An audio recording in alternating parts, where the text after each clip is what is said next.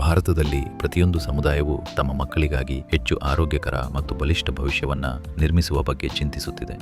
ಇಂದಿನ ದಿನಗಳಲ್ಲಿ ಅನೇಕ ಹಿಂದೂ ದಂಪತಿಗಳು 2 ಮಕ್ಕಳನ್ನೇ ಆಯ್ಕೆ ಮಾಡುತ್ತಿದ್ದು, ತಾಯಿಯ ಆರೋಗ್ಯ ಕಾಪಾಡಲು ಹಾಗೂ ಮಕ್ಕಳಿಗೆ ಸಂಪೂರ್ಣ ಗಮನ ಮತ್ತು ಆರೈಕೆ ನೀಡಲು ಜನನಗಳ ನಡುವೆ ಸೂಕ್ತ ಅಂತರವನ್ನ ಇಡುತ್ತಾರೆ. ಕ್ರೈಸ್ತ ಸಮುದಾಯಗಳಲ್ಲಿ, ವಿಶೇಷವಾಗಿ ನಗರ ಪ್ರದೇಶಗಳಲ್ಲಿ, ಪಾಲಕರು ಸಾಮಾನ್ಯವಾಗಿ 1 ಅಥವಾ 2 ಮಕ್ಕಳನ್ನೇ ಇಷ್ಟಪಡುತ್ತಾರೆ. ಚಿಕ್ಕ ಕುಟುಂಬವಿದ್ದರೆ ಉತ್ತಮ ಶಿಕ್ಷಣ, ಉತ್ತಮ ಪೋಷಣೆಯ ಆಹಾರ ಮತ್ತು ಹೆಚ್ಚು ಸುರಕ್ಷಿತ ಮನೆಮಾತು ವಾತಾವರಣವನ್ನ ಮಕ್ಕಳಿಗೆ ನೀಡಲು ಸಾಧ್ಯವೆಂಬ ನಂಬಿಕೆ ಅವರದು. ಈ ರೀತಿಯ ವಿವೇಕಪೂರ್ಣ ನಿರ್ಧಾರಗಳು ಸರ್ಕಾರದ ನೀತಿಯ ಕಾರಣದಿಂದಲ್ಲ, ಬದಲಾಗಿ ಕುಟುಂಬಗಳು ಸ್ಥಿರತೆ ಮತ್ತು ಅವಕಾಶಗಳನ್ನು ಬಯಸುವ ಕಾರಣದಿಂದಲೇ ಎಲ್ಲ ಸಮುದಾಯಗಳಲ್ಲೂ ಸಾಮಾನ್ಯವಾಗುತ್ತಿವೆ. ಭಾರತದ ಮುಸ್ಲಿಂ ಸಮುದಾಯವು ಕುಟುಂಬದ ಜವಾಬ್ದಾರಿ, ಗೌರವ ಮತ್ತು ಮಕ್ಕಳಿಗೆ ಬಲವಾದ ಅಡಿಪಾಯವನ್ನು ನೀಡುವುದನ್ನು ಮೌಲ್ಯವಾಗಿ ನೋಡುತ್ತದೆ.